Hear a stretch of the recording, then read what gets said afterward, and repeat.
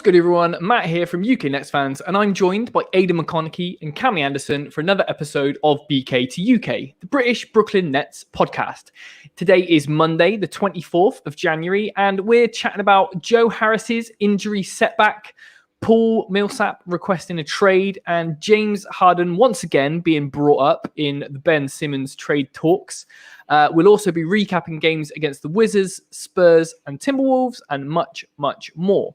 Make sure you're following us on Twitter and Instagram at UK Nets Fans, the pod itself on Twitter at BK to UK Pod, and check us out on YouTube where you can watch all of our episodes. If you're watching live, make sure you head over to Twitch so you can join in the chat. We can pin up your questions and your comments. That's twitch.tv/UK Nets Fans. But with that out of the way, let's get into it. And one thing I want to address first, and I'm not sure if you gentlemen are going to be as peeved at this as I was, but there's seemingly another week has gone by with no real sort of budge or movement in this Ben Simmons story. But James Harden has once again been dragged into it, saying, I'll find the exact quote, but it's basically saying that the Sixers want to hold off trading Ben Simmons until they can get James Harden or someone similar in return. What do you guys think of that? I mean, I think this is a story, like you say, it's not really grown any arms and legs yet. It continues to somehow be in the media. It's kind of like us a few weeks ago when we were continually discussing Kyrie, despite the situation not actually changing. Sixers are clearly beyond desperate to shift Simmons at this point, and they're only further devaluing one of probably their biggest assets with their continued, what I believe to be planting of information in the media. The amount of links, the amount of just mentions, the amount of, oh, we'll have this guy, we'll have him instead. But yeah, there's just far too much kind of going in there to make it seem like this is just rumours. They are desperate to try and offload Simmons, and I mean, why teams would try and move for Simmons now, given the way the Sixers are aggressively trying to drum up interest, I don't know, because if they continue the way they're going, they're only going to plummet his kind of value even further. And I mean, with regards to Harden, he's the one that keeps getting linked. There was that list a few weeks ago. It was all 30 players that they take in return, and Harden was kind of one of those top names, and he keeps getting mentioned. And then last week, Matt, you and I spoke about the rumours that Harden was open to relocation. But let's be honest, Harden has a limited market. I'm not saying that because he's a bad player. We all know that's far from the case. But when you consider the money he's on and what his ambitions are, there's not going to be many teams he's going to want to go to. Yes, and the NBA teams can just kind of go, right, you're traded and that's it. It's not like kind of in football where all parties kind of need to agree. But whilst there might be a few good teams out there with funds, he's not just going to go to anyone. Let's not forget, James Harden's playing for one of, if not the favourites for the NBA championship in the Nets. He made a hell of an effort to get here. He's not just going to settle for moving to Charlotte or just someone that's not going to be contending anytime soon.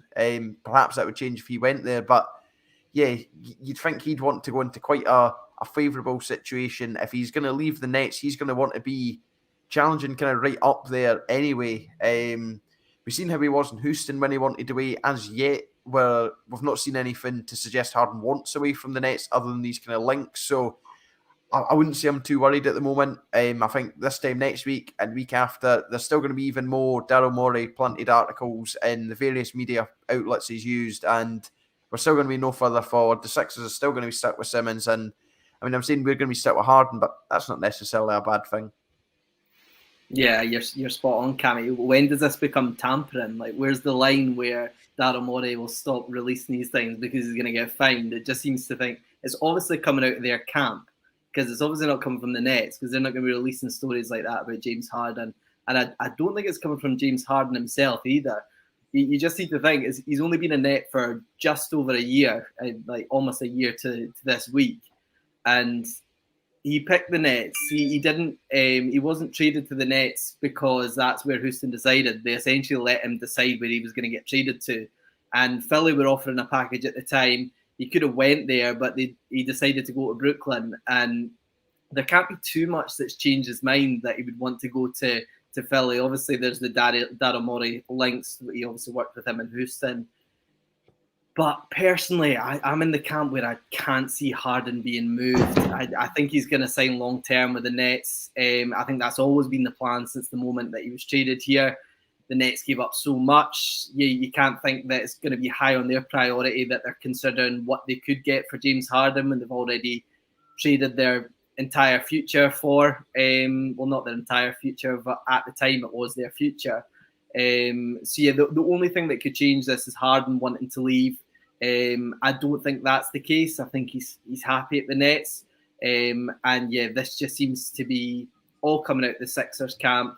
As Cammy said rightly, the Simmons, they're obviously struggling to move him. They've had a few trade packages offered. I saw one from Detroit, Jeremy Grant, Sadiq Bey, and a first and whatnot. So they've turned that down. So I think their expectations are far too high, and it must just be dropping and dropping as time goes on as well with the time that he's been out of the game. But yeah, I just love to know what Joel Embiid's thinking right now. A guy who's averaging, say, 35, 40 points over the last 10, 12 games in the form of his life. I just don't know why they would be not looking to strengthen now and obviously utilise him while they've got him there. So, yeah, I don't think he'll get moved, and I think this is just all allowed tampering from the Sixers that they can get away with. But yeah, I don't think it'll change James Harden's mind. Yeah, I couldn't agree more. Firstly, shout out to the Twitch chat.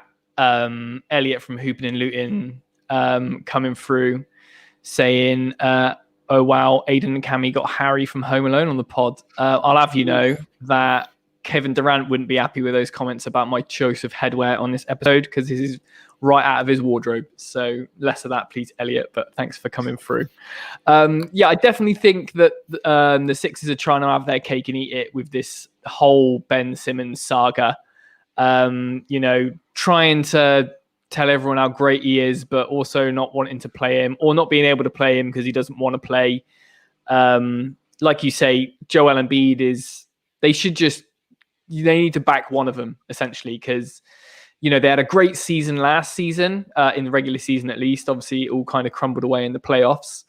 Whether or not that was all Ben Simmons' fault is debatable. I was chatting to UK Sixers today, and there was like, look, he's kind of been painted that he's not even a good player anymore, and he's got, he fluffed it in the playoffs, which is probably a bit unfair. But the way that they've keep dragging James Harden into this, I think cynically, is so they can just disrupt this Nets team, because they're about a huge juggernaut in the East, and you'll see that the team, Sean Marks, James Harden himself, are going to get asked about this stuff at media. So it's just another thing that they have to deal with. We said it on last week's show. He's due a huge amount of money if he signs in next season. We knew that going into this season, nothing has changed. Why, oh why, would James Harden leave playing with Kevin Durant and Kyrie Irving in New York on a contender to go play with, say what you want about Kyrie Irving being a part-time player. Joel Embiid's never played 65 games a season. And he's got none. He's legally allowed in the building. He's just, his joints are made out of Weetabix or whatever. He just can't get a run of games together against a team who's 7th or 8th now in the standings, and who have probably got the worst home fans in the league. So why would you want to change that situation? Obviously, he's got history with Daryl Morey, but unless your relationship is that good that you're willing to go with Daryl Morey and forfeit all this other stuff for some reason, I don't see it. So yeah, she really and kind of annoying by Shams. I think I'm justified in my anger about this being brought up, and I am incredibly confident that that James Harden stays. I don't give a monkeys where Ben Simmons ends up. This isn't a Sixers pod. This is a Nets pod.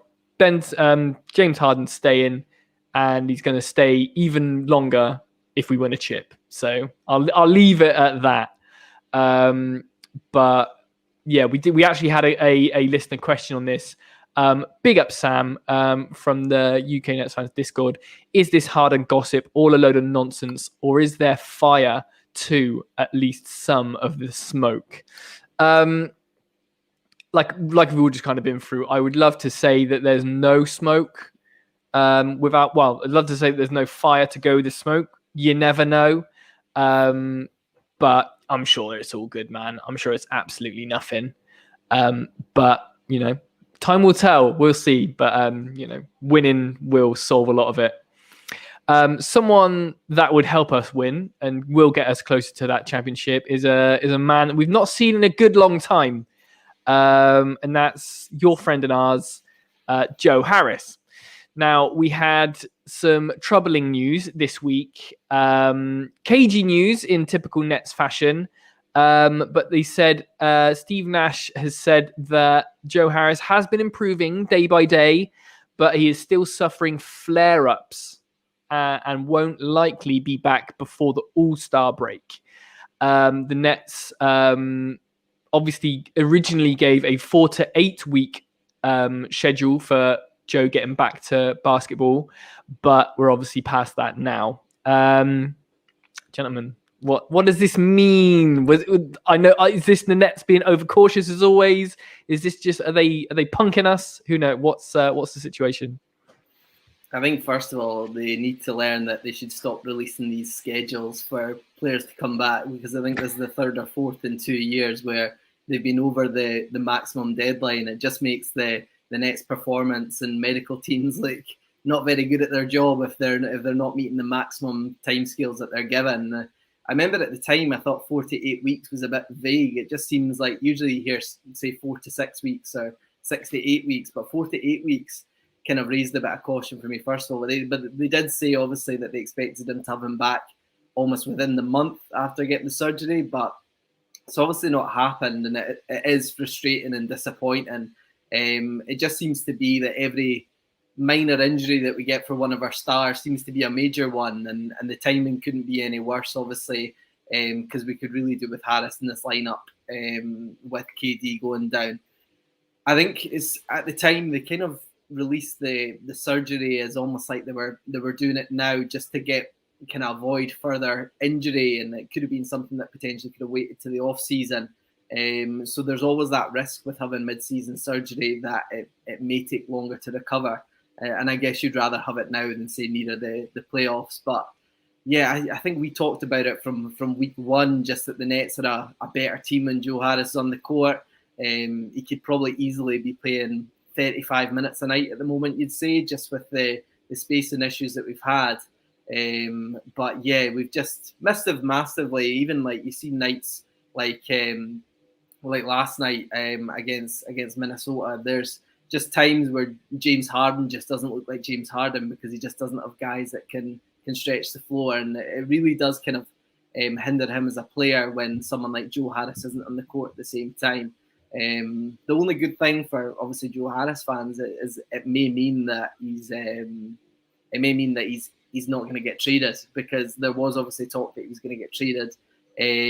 Potentially, if the right deal came up for the Nets, they were obviously kind of dipping their toes in that type of chat with other GMs. So it doesn't look like he'll get traded now, especially if he's injured. So for Joe Harris's fans, that's great, and obviously we're all Joe Harris fans here, so looking forward to seeing him play when he comes back. So yeah, we miss Joe, but hopefully it won't be too much longer. Yeah, I mean, I can appreciate setbacks can occur, but when you're given a kind of timeline and then it's several weeks after that before you get the update again, and it's going to be another several more weeks until he's actually back, it's very frustrating. I, just like everyone else in the Nets kind of kingdom, wants to see Joey Buckets play, and we can then finally have that full strength Nets team available to us now that Kyrie's back, even if only on a part-time basis. I think a way to sum this up is the basketball gods are just being kind on the rest of the league. They really don't want this full-strength Nets team unleashed on the league because it would be unfair. They're going to save that for the playoffs. And, I mean, if we can go into the playoffs full strength, these kind of injuries throughout the season, yeah, I'd take injuries throughout the season and have a fully clean team come the playoffs. We like last year, the kind of struggles that you face, and that could happen to any team, but I'd like to think we've had that bad luck in the playoffs with injuries, so this year is going to be our year. and hopefully, all going well, we don't get any injuries too close to the playoffs because, like we say, and given the Nets kind of medical team's record, if they're saying, say, 2 to 3 weeks, a month or so out from the playoffs, you can imagine that player's missing the start of the playoffs, and it just causes huge disruption. So with a bit of luck, Joe's back sooner rather than later, and then we can get back to full strength. Yeah, I think you might have nailed it on the head there. It's just the basketball voodoo, the basketball juju in the basketball mojo in the stratosphere just doesn't want us to win, man. Like they've seen, with Kyrie coming back, and like even the spacing we get with Kessler Edwards on the floor has opened this team right up, and now we're absolutely singing and dancing. If Joe comes back as well, it's somewhat game over. Could you imagine Joe Harris back on this huge away sort of road trip that we're on as well with Kyrie, and if KD hadn't gone down? It's crazy. But yeah, just having a look at the actual piece on Joe Harris by Brian Lewis of the New York Post. Harris hasn't played since November the 14th versus OKC, had surgery 2 weeks later, so I don't know what the delay is with that, and sat out his 32nd straight game on Sunday against Minnesota, which we'll go on to. But yeah, it's just been a long old time, man. And yeah, it obviously sucks. Again, there's like a pessimistic bone in my body that's just like, are they keeping him out? Now KD's out till probably All-Star. Are they basically just not rushing Joe Harris back until after All-Star?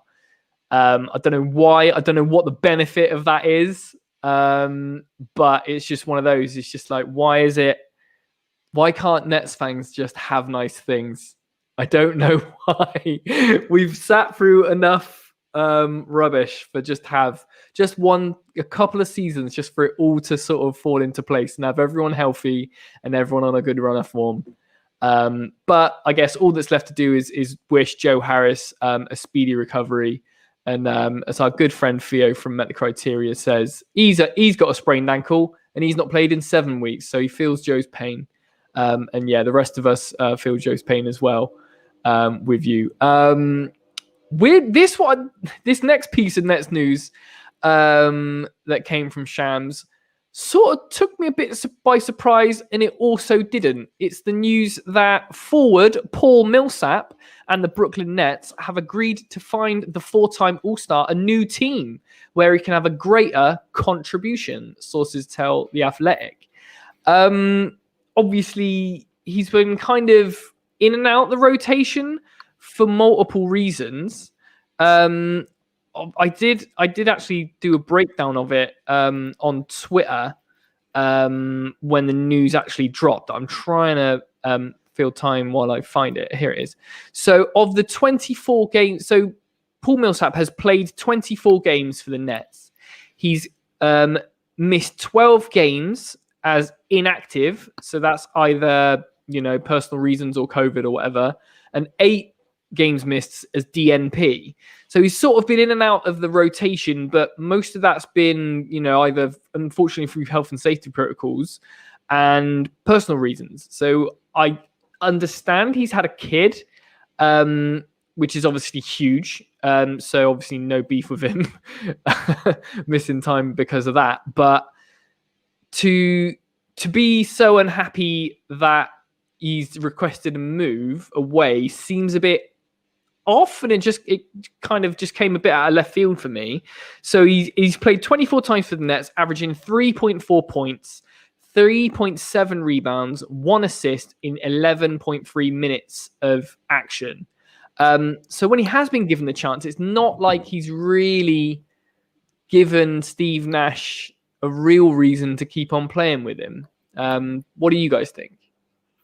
I think this is completely understandable. It didn't really take me by too much surprise. Like you say, he's had some long spells out and many DNPs, as you also highlighted. And to be honest, things just really haven't worked out for Millsap, who I had really high hopes for coming into the season. Like you say, a former All-Star 4 times. He's not just any old player. We thought we were maybe going to get a kind of replacement for Jeff Green in Millsap. But yeah, he'd been linked ages prior to actually joining up with us, and I think many are probably on the same train of thought as me that it'd probably have just been best had he stayed linked and not actually joined with us. Now, that sounds really harsh, but it's just, he's not made that kind of impact that anyone really expected. I don't think he'll have made that impact. And when you come in with that kind of resume, he's played for a lot of teams, and to be a vet, he's not even getting ahead of these young guys just in the league. So, I mean, I don't know what that says. Is there something more going on that we don't know? We can only speculate in that regard, but all going well, we can flip him for another kind of vet who could make a bit more of an impact. In terms of names, before I get put on the spot, I couldn't tell you, but there's definitely going to be another vet out there on one team who's unhappy or wants to ring chase. And if Millsap gets away, perhaps, like you say, Matt, after having the child, he can get closer to his family or whatever. I'm sure the Nets are going to be willing to accommodate that. And let's be honest, Millsap, last season before and whatnot, he was far from washed. He wasn't completely done. Maybe a few teams would be put off moving from now, but then they'll maybe think, he's just went there, it's not worked, we can get the best out of him again. So it's a shame. I also made that prediction that he'd be this year's Jeff Green, and not anywhere close, but it is what it is, and hopefully things can get resolved quickly. Yeah, I admire Paul Millsap for this. There's obviously some vets out there that are more than comfortable just playing that vet role in teams, but he clearly thinks he can obviously contribute more in the right setting, and he probably can on the right team. As Cammy says, he has just been extremely disappointing on the Nets. It did feel, obviously, we know Patty Mills took the mid-level exception this year, and that was kind of the contract that Jeff Green maybe would have got if he stayed, but it did kind of feel that Paul Millsap was that contract that they decided to opt for instead of Jeff Green. And he's just been just off, and you're right. I think he was the first guy to get COVID this year. Obviously, that was the kind of start of the train when everyone got it, and with all his family stuff going on, having a kid, he's never really got going just because of the kind of stop-start he's had throughout the season, which is understandable. It's especially for guys that aren't in the team kind of every night. It's difficult when you're kind of in or around the team kind of constantly to find a bit of momentum, and he is one of those players that kind of does need to see big minutes to have a big impact. He obviously played really big minutes at Atlanta, where he was kind of playing some of his best basketball a few years ago. So it's difficult. Hopefully it's going to be the best decision for both parties. I don't think we've seen the full story with what's came out about Paul Millsap. I probably think the Nets have said as well that it's unlikely that he's going to see much more time. And that's probably when they came to an agreement to try and flip him. It's probably more than likely that he will end up just being waived and going elsewhere. But as Cammy says, if you can pick up a veteran shooter or a centre, or even kind of flip him with a second round pick from whenever we next have a second round pick, for someone a bit younger that can shoot, or a decent centre, that'd be fine too. But to be honest, even if we just waived him and picked up a free agent that'd have more contribution than him, then that'd be absolutely fine in my eyes as well. So it wasn't meant to be, and it is a shame because obviously he is a true power forward, and we've always kind of lacked that role, and he has shown some sparks and kind of rebound and things like that. But when you've got guys like Kessler Edwards that have came in and shown contributions much more than him, then you're always going to opt for someone like that instead of going with the vet. So all the best to Paul. He seems like a nice guy, and the team seem to like him a lot, but it wasn't meant to be here. Yeah, I think it's a really nice place, sort of nice way to put it. It's just it's one of them. It's just when you hear about like the mutual agreement thing in professional sports, you're always like, yeah, right. Like with the Kenny Atkinson thing, we mutually agreed to part ways, but this one actually feels like, it probably is best for everyone if they just walk away from this. And just to echo what you guys say, no hard feelings. It's not like he came in and like was a net negative. Do you know what I mean? He wasn't out there being DeAndre Jordan. He just didn't really get the most of it, didn't get a fair shake, and he wants to go somewhere else. So absolutely no problem at all. I think you guys have covered that absolutely perfectly. What else have we got on the docket for that? I think that is a lot. No, one more thing that we did speak about yesterday that is just so normal. It's weird because it's such a stupid thing to happen.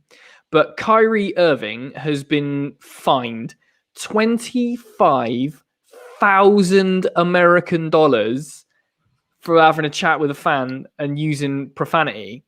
So if you didn't see this, there was a video flying around after the Cleveland game where Kyrie Irving said to one of the Cleveland fans, it was something like, I brought you guys a championship and you MFers are still ungrateful.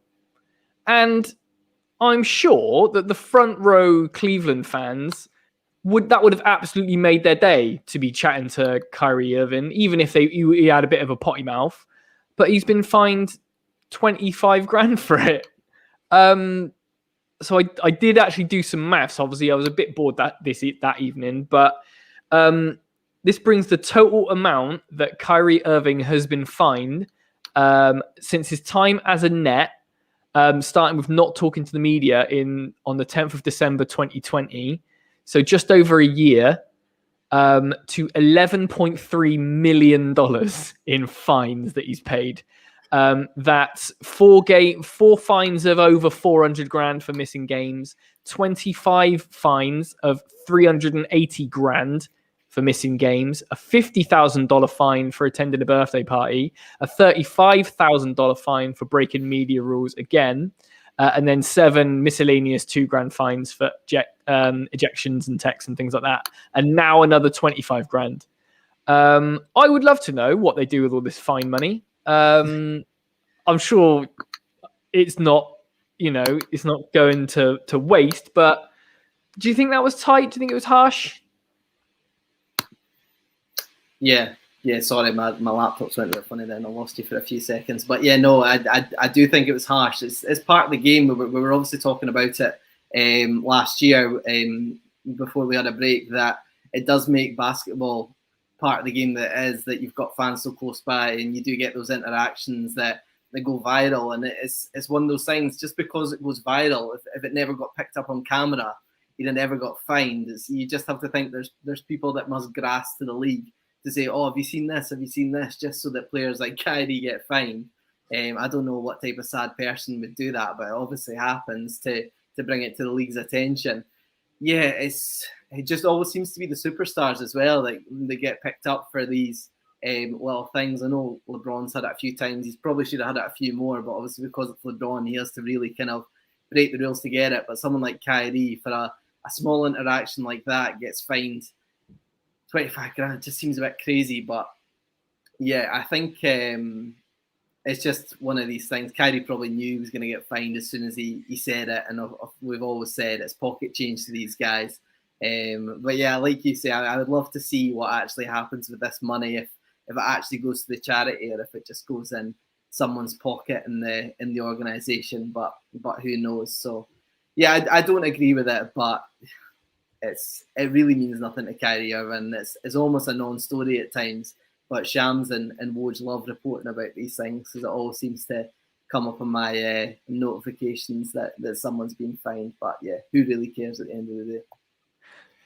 I mean, Matt, that stat about him 11.8 million in fines is mental. I think we can maybe stop saying pocket change, because 11.8 million to anyone, that's not pocket change. That's a serious. Well, he's still on like 38 million for the season or something. So this I'm sure he's still going to have the roof over his head and he'll still be eating fine, but that's still a lot of money in it. Think of it like that, because we bring it up every few weeks. Oh, he's been fined for this and that. But then you don't actually think, but that is mental. Like, I'd probably had it at 3-4 million, maybe. Even then, that's still a lot. But to have it there like 4 times what I could have just thought is mental. Like Aidan says, it's a non-story. These happen all the time. And if they're not videoed, the players are never getting it. There's going to be so many of these interactions throughout games. But because it's just picking another net out of random, because Bruce Brown says it, nobody's going to be bothered about sharing that on Twitter. Like, there's going to be tons of these. And I mean, you're saying where the money goes. It's just, I'm just curious to know who makes up the numbers for the fines, because you listed off some of the numbers for Kyrie's. Who decides what constitutes this amount of money? It's bizarre. If anything, the story here is the amount of money that Kyrie's been fined, more so than I'm saying a wee swear word. That's not really upset anyone, has it? So well, the league, but other than that, non-story. I've just Googled it, and I've found that the NBA says that it allocates fine money to charity, although it is the only professional sports organization that does not publicize what specific charities receive donations. So it's just like, all right, then we'll see. Having one hell of a Christmas party. That's it. So that's all the Nets news we've got. Well, a fairly busy Nets news packed week. But there was also some basketball games that we should probably talk about. A mixed bag of results as ever. Obviously, the Nets being the Nets, the last 10 or 12 games has been alternating win-loss. So it's been a bit of a roller coaster for Nets fans. But we're going to start the week off with a win, which is great. A nail-biter though it was.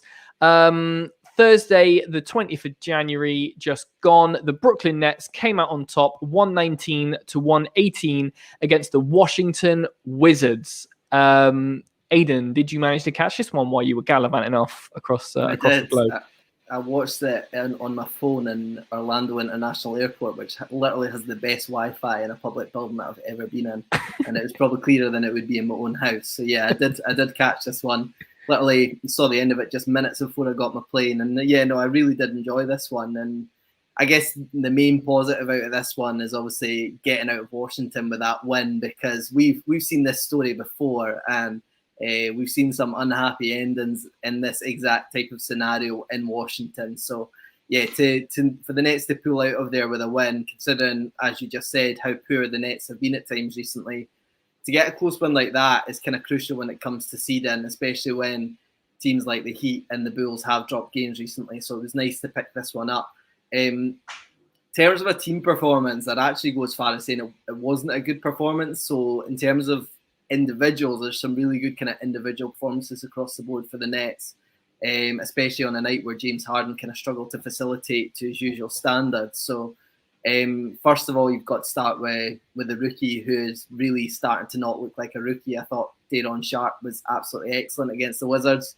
Defensively, mainly, I thought he was popping up all over the stat sheet, and he's kind of really starting to make that 5 spot his own at the moment. And obviously with Claxton still questionable most nights, trying to get back in, I don't see him getting straight back in, especially when Sharp's doing not too bad there. So he had 14 points, 6 rebounds, a couple of assists, a steal and a block. So and he made 4 free throws out of 4, which is great, especially for a guy at the 5 when we've had 5s, not naming names recently in the last few years, that couldn't make a free throw to save their life. So good to see that. Kyrie and LMA decided to just go full on Shaq and Kobe the entire game, and they were just both in absolutely terrifying form.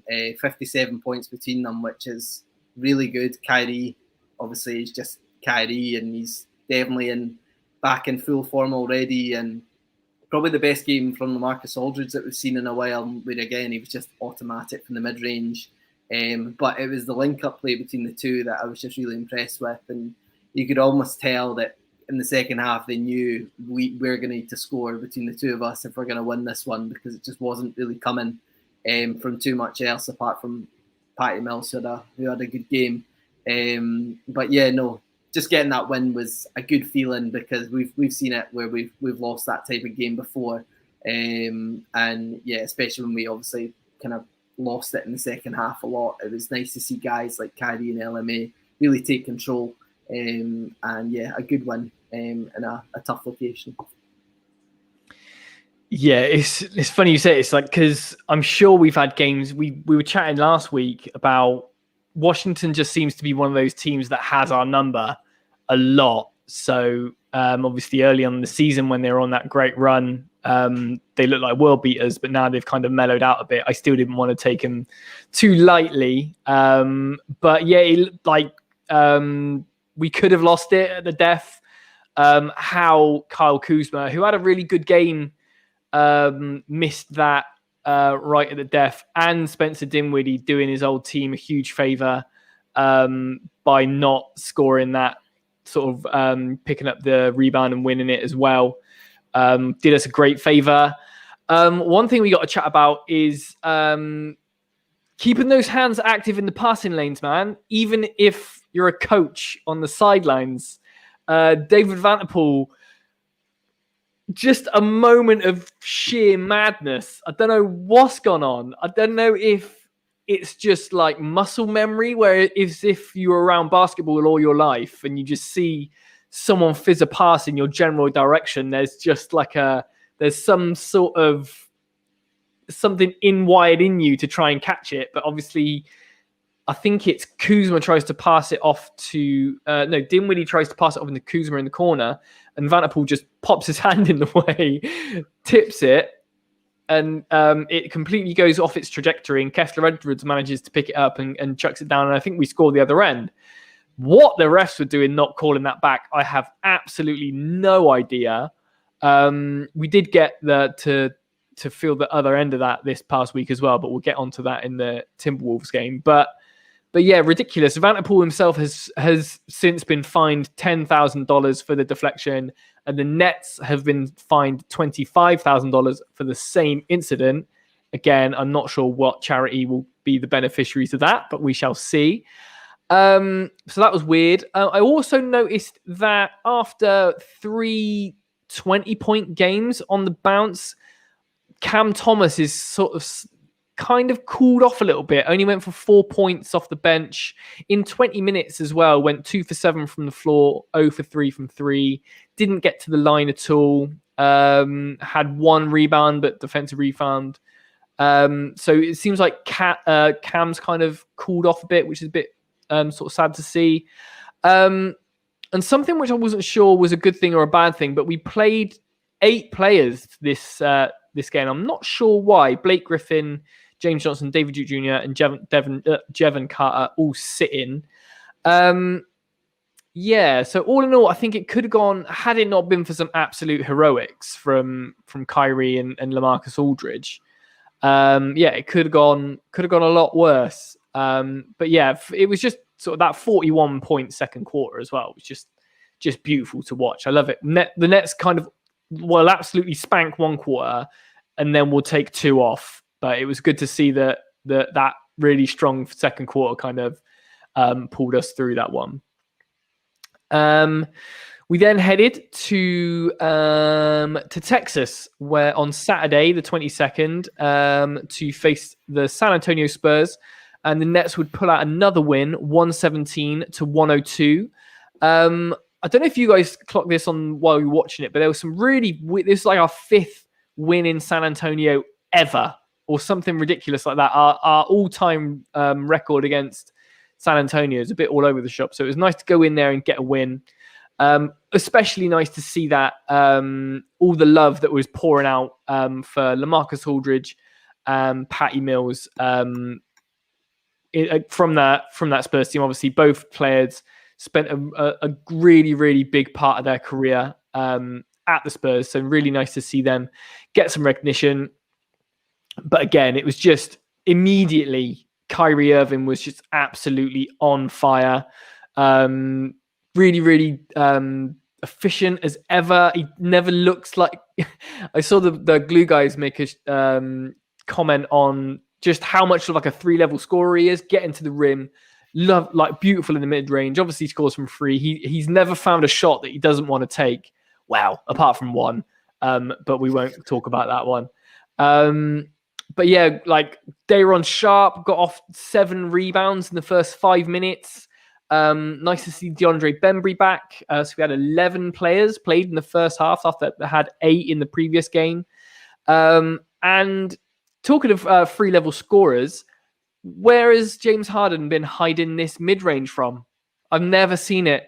And obviously, I think the commentators made a point that it was just a bit taboo in Houston all those years. But, if Harden can shoot the mid-range, then I'm all for it.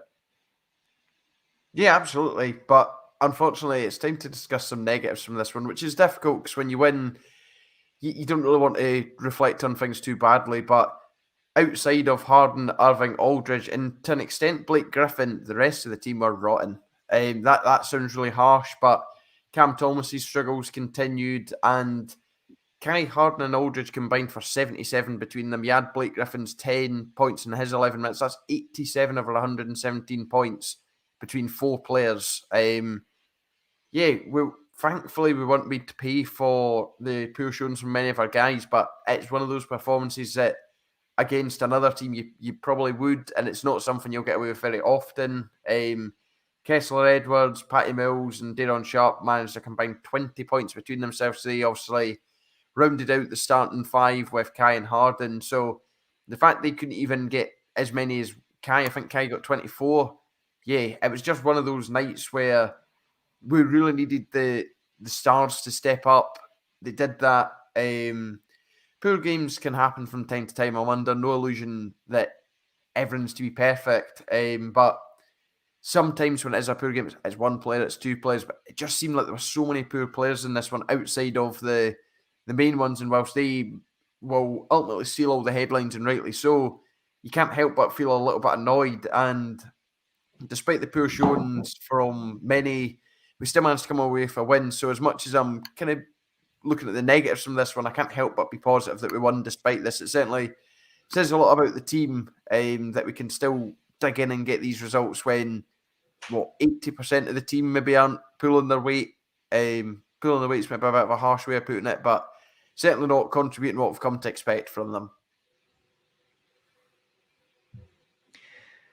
Yeah, but we'll take a 37-point triple-double just to paper over the cracks for the rest of the squad. But no, we got to keep it objective on BK2UK. We got to talk about the rough and the smooth.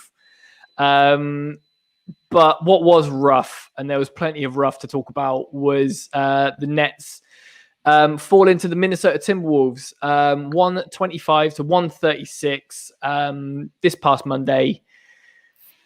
Should we pick over the bones of this one? It wasn't pretty, was it? No, it wasn't. Yeah. The one were some positives, so you keep it positive first. Yeah, I want to be Mr. Positive. I've ended on a negative, so I'll keep it positive. Kyrie, I'd say maybe had his best performance of the season. It's just a pity his efforts weren't rewarded with a W. 55% from the field, 37.5% from free, which, I mean, it's not great by Kyrie standards, but still a solid enough effort. Finally seen Kyrie take a number of free throws. I was kind of theme of his first few games that he wasn't really getting to the line, and the fact he was getting 20 plus points without any free throw attempts was massively impressive. But now he's getting to the line. That's a game changer, and that's going to sound daft because you're thinking, oh, he's only getting 6-7 points a game, but that makes a difference. Kyrie then gets himself up to 25, possibly 30 points on those nights, and we're going to have close games. So those free throws make a difference. Then aside from that, Patty Mills and Kessler Edwards put up good numbers after being a bit poor in the previous one. Yeah, they managed to kind of bounce back. Kessler Edwards, for being one of the kind of final picks of the last draft, he's really turning into quite the player. For being, like I say, one of the kind of later picks in that second round, you wouldn't really expect too much from him. Most of these guys don't really see much time, but almost out of necessity, he's kind of had to perform, and I think he's relished that opportunity. He's managed to come right in and really make a name for himself. Obviously, doing really well from free at the moment. I've noticed over his last 5 games, he's shot nearly 52% from three-point land, which, if he keeps that up, we're laughing, especially with Joe Harris out for the foreseeable. In fact, Edwards has managed to come in and shoot the free so well. It's fantastic. Then Patty Mills in the previous one, it was 9 points he'd got against the Spurs. So for him to then get 21 in this one, that was massive. And I think it's good mentally for both of these guys that they were able to bounce back almost immediately after a poor game. So another positive, just a quick shout out to Daron Sharp for his defensive work on Cat. Cat still finished with 23 points, but without Daron Sharp's effort, that could have been a lot worse. And although we still got beat, it could have been a far worse defeat had it not been for Sharp. So fair play to the rookies for doing their job, even if Cam Thomas wasn't up to too much.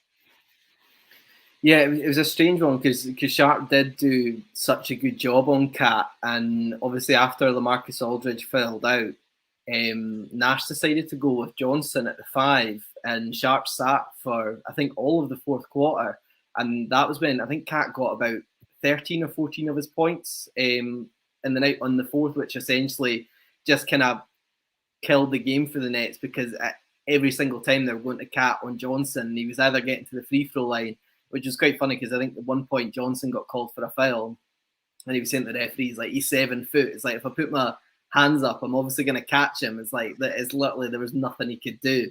So yeah, I thought it was a strange decision. I know they like to go small in the fourth quarter, but when you're playing someone like Cat, you've got to put a big body on him. He's just gonna eat you time and time again. But yeah, I think you have to talk about just the refereeing performance in this one because I'm not over exaggerating. That was the worst refereeing performance I've seen against the Nets in a long time. It was just frustrating. Obviously, there was kind of tons of things that didn't go our way. Even Kyrie had a sly go at the ref after the game. I was laughing actually because he was saying, I think he got asked, he was like, well, what do you think of the refereeing performance? What happened? And he was like, I've just been fined. He's like, do you think I'm stupid enough to get fined more money? So he's obviously saying that he agreed, but he's smart enough to know that if he says anything, he'll get another 25 grand into the Adam Silver Foundation. So he decided not to do that. But yeah, some of the other refereeing things, Cat was just traveling all over the floor on multiple possessions. You think Joel Embiid's bad, then he is much worse, and he was getting away with it time and time again. But obviously, the bit that everyone will remember from this game is that the referees, if they weren't given fouls for the Nets, they somehow even managed to get an assist for the T-Wolves. They chucked a ball that was going out of bounds, and it hit off a referee, and then it was passed out to Taurean Prince, who hit a 3, which, yeah, fair enough. It happens in football. It happens in basketball. Very kind of not as often in football, especially when the referees aren't even on the court, that they manage to get hit by the ball and keep it in possession. Surely that would be something that would just signal out of bounds for the Nets to throw it in. But no, they managed to lead to a Taurean Prince 3. And yeah, it might have been forgivable earlier on in the game, but the Nets just managed to pull it back to 4 points in the fourth quarter. And to put it to 7, it essentially killed the game. So yeah, the Nets will certainly remember that one. And they're lucky that Sean Marks was in Long Island that night, because if he was there, he would have been bashing down the referee's dressing room after the game again, like he did a couple of years ago. So yeah, just a strange game overall. Obviously, it's never nice to lose to a team like the Timberwolves. Obviously, we've mentioned it a few times. We've got probably the toughest week that we've got coming up of the season, and you'd like to go into that with a win, especially coming off of a couple of wins. It would be nice to finish off on a positive. And yeah, it was just probably down to the refereeing performance, but also down to some of Steve Nash's decisions. Obviously, I mentioned about James Johnson at 5, but again, Harden was essentially closed out of this game just by some of the spacing issues, by pairing him with Brown, Bembry and Johnson lineups, which haven't worked all season. I don't know why they keep forcing it. Defensively, maybe it's good, but even then, I still don't think they must be in a positive with the lack of points that they're putting up when that happens. So yeah, a disappointing one. Good to see D'Angelo Russell back to his usual standard after a shaky few years, but yeah, it's never nice when you're on the opposing end of a D-Lo performance like that.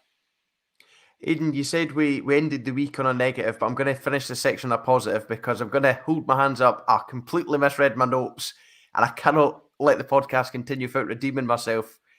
I accidentally slandered Cam Thomas and said he was brutal. I went for the previous game, got my words muddled up. He was actually class in this one, 11 points in 15 minutes. And yeah, this was another case of another player bouncing back. And yeah, couldn't let us finish this section of games without bigging up Cam Thomas, because I feel really bad that I misread my notes and doubted him and made him out to be really bad when really wasn't. It was a really good performance and kind of nice to see him recovering. We'd have got angry letters, Cammy. We'd have got angry letters. So you need to stick up for your namesake there. Talking of bouncing back, Theo from Net Criteria has dropped an absolutely banging stat. David Duke Jr. is the only player to ever go undrafted, start 5 games in his rookie season, and then go back to the G League. So what you're thinking if you're, David Duke Jr. with Steve Nash's rotations, Lord only knows. But hey, that's pro sports for you. My only thought of my only explanation behind Steve Nash bringing out James Johnson for that long was I seem to remember when James Johnson came to the Nets, there was something floating around saying that he was just ridiculously good on Giannis in the playoffs historically, defensively. So I'm just wondering if it's just we know this is killing us and we know that Cat has got, 14 on James Johnson, but we're just going to keep seeing what this is and keep seeing what he's made of. But obviously we saw how it was, but doesn't excuse it, but it might explain it. But yeah, it is what it is. But yeah, it was a pretty sucky way to end the week. But we move on. We dig down deep, next man up, and off we go. And now it's time to look ahead. As we've been podding, Shams Charania has come back on Twitter saying that the Lakers will be with AD, who's been upgraded to probable, I think, actually, for the Nets' next game, which is on Wednesday, the 26th of January, midnight UK time against the Lakers. So that's at the Barclays Center. Then we then we welcome Denver back, MVP Jokic, the next day. So Lakers Nuggets back to back, which is pretty brutal. And then on Sunday, we fly out to the Bay to take on the Warriors. Gentlemen, how do you see that week going? Yeah, I mean, as I said before, definitely the toughest week we'll probably have in a 3-game week this season. And yeah, with AD coming back, and it was always going to happen that they were going to bring AD back to face the Nets. Probably held him out a couple of games just to make sure that he was ready to go and destroy us, especially when we embarrassed them on Christmas Day in their home court. So can understand probably why they want a bit of vengeance there. And yeah, this is going to be a really tough one. Obviously, with KD and Joe Harris out, it's bad enough, but we've enjoyed a stretch of Kyrie while we've been away from home, and obviously we won't have him against the Lakers and the Nuggets. So yeah, it's going to be a tough back-to-back, probably one of the toughest back-to-backs the Nets could have asked for. And it's obviously great having Kyrie back in the court. I've not had a chance to speak about it. You guys have while I've been away. But I don't know about you, but I think having Kyrie back for away games, it definitely does kind of take the buzz away from watching home games, just because there is that added attraction to away games. So I can't say I'm looking forward to these two too much. It's probably better if I was actually at the Barclays Center, but watching from home is certainly not as nice. But yeah, if you gave me this 3-game stretch before the season started, I never probably would have thought that I would have picked the Lakers as the most winnable game. But personally, yeah, it's either that one or the Warriors one that I'm probably most hopeful for. I'm not hopeful for that Nuggets game at all for some reason, and I think I'd be okay with just picking up one win this week in a week where we could quite easily go 0-3. So yeah, I'll go 1-2. I've probably never been that negative. Well, we've had Kyrie and KD and James Harden, so yeah, just bad timing in terms of injuries for this week to come up, and it is a shame that we're not going to see that spectacle at the weekend of Steph, Clay, and Draymond versus Harden, Kyrie, and KD, because that would surely be the game of the season, you'd have to think. So yeah, bad timing. Let's go 1-2. Let's say we'll win the Warriors game, and we'll drop the 2 home ones, because we seem to be outstanding away from home and pretty mediocre at home. You're right in saying this is quite the week ahead for us. I mean, up until minutes ago, it was some cracking duos we were going to be facing. But yeah, it's trios that we're going to be facing with AD back. It's LeBron, Russ, and AD. And yeah, that's not pretty when you're down 2 of your own stars. That, like you're saying, the Warriors game could have been a game of the season contender if all the stars were kind of there. So could the Lakers one, just given the kind of firepower in each team. The Nuggets game is going to be brutal. I think the only hope that I've got for that one is that, well, this sounds horrible, but that Murray's not back. He's currently in COVID protocols, and if he's not back, that makes it a lot easier. It's just Jokic you have to really worry about, whereas if Murray's back, that's the pair of them, and it makes things a lot worse. And then it's obviously Steph, Clay, Draymond. It's going to be a very, very tough week. I'm going to be slightly more optimistic than Aiden, though. I'm going to say we're going to go 2-1. Beat the Lakers, beat the Nuggets, then slip up to the Warriors. I'm saying beat the Nuggets based on Murray still being stuck in COVID protocols. I think he went into them on Friday, so he might be out of them by then. But yeah, let's be positive. Say 2-1. I think if Murray is back, the Nuggets game will go right to the wire. But I think we'll just edge it. Why, I don't know, but I think we will. Nice. Yeah, I think. Yeah, you guys have obviously nailed up absolutely everything. But I reckon I'm still confident that we'll beat the Lakers. As we know, with players coming back from injury, it can take them a little while. The Lakers are currently a game underneath 500. Obviously, we know it's been well documented how much of a struggle that Russ has been having this season. But that obviously is still an incredibly good team. However, I'm going to say we're 1-2 as well, but I say we're going to pick up a win against this Lakers team, but it's going to be too much of a tall task to ask to beat this Denver team on the following night. And then again, I think the Warriors, who are 34-13, are just having it away at the moment. So I think they're going to be a bit too much for us as well. So I'm going to say 1-2 with a win against the Lakers. But this week, for those that might have noticed over on Twitter, there's been a bit of a pause or a postponement. We've been used to postponements this season in the NBA. There's been a bit of a postponement from the BK to UK Pick'em. But now the big three are back to full health. Myself, Cammy, and Aiden. We're going to be publishing our predictions on Twitter. So let us know what you think over on Twitter at BK2KPod or at UK Nets fans. And let us know how you think we're going to get on in the week ahead. Now, all that leaves us now is to get on to the list of questions. If you are listening and following along on Twitch, then please do drop them in. I can see them coming in as well. The first one we're going to get onto is from our good friend Theo from the Met the Criteria podcast and in our Discord channel. He says, how much would you be willing to give up to pick up a duo of Nicholas Batum and Robert Covington? Gentlemen, I'll defer to you.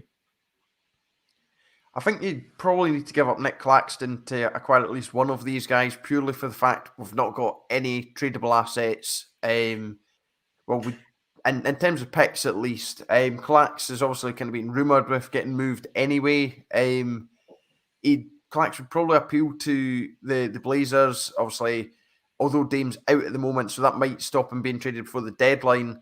There's always kind of rumours that Dame might get moved. He might try something different. So Clax would make a lot of sense for the Blazers if they enter rebuild mode. Fair enough, you maybe couldn't build your franchise entirely around Clax, but he's certainly a player that you could have play a big role in that rebuild. As for Batum, earlier on we'd kind of spoken about Millsap wanting a trade. Could we maybe tempt the Clippers into taking Millsap off our hands, one vet for another? I don't know how the money adds up. And then it would probably be the same with the Rocco trade. You're going to need kind of a few bits involved or maybe even an extra team involved. So, yeah, I'm not sure this is going to work. Who knows? The Sixers might even try and get Ben Simmons into these trade talks, given how they've went. And they'll, yeah. I think Clack's probably a way and then Millsap, and then after that, it's really kind of difficult to see what will happen. Yeah, I think it's Theo's spot on in terms of the two guys he's mentioned there, because I do think they're two players that the Nets will inquire about. Two guys that have kind of been mentioned in trade talks already. It wouldn't surprise me if they've not already kind of put some feelers out there. I had a wee look on Twitter, and a lot of people have been talking about Robert Covington. I saw Billy Reinhart I think he put a tweet out to say that it would need to be, for someone like Robert Covington, it need to be a combo, something like Javon Carter, Brown and Millsap with potentially a pick. I think our next pick that we can trade is the 2028 pick. So I don't even think the guy there would be, he's probably not even in high school yet, or maybe 13 or 14. So yeah, it's something like that they may take. Obviously, it might not sound attractive on paper getting like a pick like that, but who knows what state the Nets will be in at that time. You've got to think that Kevin Durant will be not there anymore, or potentially in the last few years of his career. So yeah, I definitely think we'll need to give up something like a late first round pick or a couple of seconds to get someone like Robert Covington. And I think for Batum, it's the Clippers probably are in a acceptance that they're not going to challenge this year, despite that they've done okay. Obviously, they've had their troubles themselves with Kawhi Leonard potentially being out for the year, even though he may be coming back, and Paul George, obviously with his injury, having to go under surgery. So maybe they've decided that they might as well try and recoup the benefits of guys like Batum. And I'd also put Serge Ibaka in that category as well. There's no point in them holding on to him for the year if they can get something for it. And I think if you offered a Nick Claxton for a Serge Ibaka or Nick Batum, they would bite your hand off, the Clippers, to get a talent like that for essentially a vet. So yeah, guys like Robert Covington, Batum, Kyle Anderson, Serge Ibaka, Robin Lopez, these are all kind of guys I think that the Nets will put feelers out there for obviously Millsap wanting out, but it's just them getting an asset back that they'll care about. And I think Cammy's spot on. It's going to be Nick Claxton, or it's going to be someone like Cam Thomas, unfortunately, if they're really going to try and go for it and feel that they need to strengthen. So yeah, there's definitely expendable guys, but it's how much we value these expendable guys, and teams will certainly value them less than we do because they're not watching them every single night. And even though we think Bruce Brown's great at times, teams don't seem to value him because he didn't get any offers at all in the summer. So yeah, it's tough to make moves, and I don't think the Nets would make a move for someone like Covington or Batum just for the sake of it. They would need to feel that they need to make a move to do it. So who knows, but we'll wait and see. Yeah, for sure. I think Nick Batum probably makes more sense, like you say, as like as another go round of what we thought we were getting from Paul Millsap. I think he's on like $3 million a year or something. So hopefully there's maybe something. One day, it should be my New Year's resolution to really work out how these trade exceptions work. But maybe we could swallow one of them up with Nick Batum if we, just trade away Paul Millsap for nothing and use one of these exceptions on Batum. But Robert Covington's on $12.9 million this year. So I'm not sure, like you say, money wise, you'd have to package up quite a few pieces to get him in. And again, it's not like, I don't know. I've not watched enough Robert Covington to know just how much he moves the needle. Obviously, there's quite a lot of cannon fodder. Well, there's quite a lot of expendable nets, I think. You could get rid of, obviously, Javon Carter, Paul Millsap. Bruce Brown is probably a bit redundant now because we've got DeAndre Bembry. But none of them earn a great wedge. So it doesn't add up to a lot of salary going back the other way. So, there's ways and means to do things. But yeah, I think they both be, that's the kind of the level of player we're probably after, just to bolster the rotation going into playoff time. But yeah, thank you very much, Theo, for that. We have one final question, and it is from Double Clutch's resident tech genius, Captain Kirk Killick. With the Last Dance and announcement of the rise of the Lakers coming to the UK this year, Would you like to see a Nets documentary from 21-22 in years to come? If this year ends up in a chip, then absolutely I would. If this year ends in us flaring out of the playoffs because no one can get healthy, because Kyrie's not been able to play games, and the myriad other reasons, then it would be a tough watch. But as a diehard Nets fan, I watch pretty much everything that comes out. We get that kind of we get this sort of itch scratched with the bridge that comes out every so often on Nets socials and their YouTube channels. So that's always worth a little watch. But yeah, of course I would. Yeah, that'd be absolutely dope. What do you guys think? Yeah, I think that'd be great, but I don't think it would happen unless we go on to win 2 or 3 championships in the bounce. But yeah, no, that's what I was going to mention as well. Obviously with the bridge, the footage is there. Obviously we only see, say, 12 minutes of it every couple of months, but you've got to think the Nets are constantly filming everything, so they could potentially do it. But I'd quite like to see like the Nets do like one of the All or Nothing series with Amazon Prime. I think, especially with the type of characters we've got in this team, it would be incredible to see it. And I don't think it's been done. Cammy, you probably know, has it been done with an NBA team yet? I don't know. Not yet. No, just branched out into ice hockey. There was a Toronto Maple Leafs one, but it was typically American football. Then there was a college football one with the Michigan Wolverines. And yeah, I mean, what better place to start in the NBA than with the Nets? Like you said, and they're already recording for the bridge. These documentaries tend to happen to teams that do well. You're not telling me that all these things aren't always being recorded. You just never know about it because some guy will just accidentally delete the footage at the end of the season when you don't do as expected. I think Juventus had one where it was meant to be the big season. They'd won so many titles in a row, bottled it in spectacular fashion, and yeah, the series still came out because so much money had been invested in it. But you'd hate to think the Nets would follow that up and go, yeah, you know what, we'll share our defeats and our failures.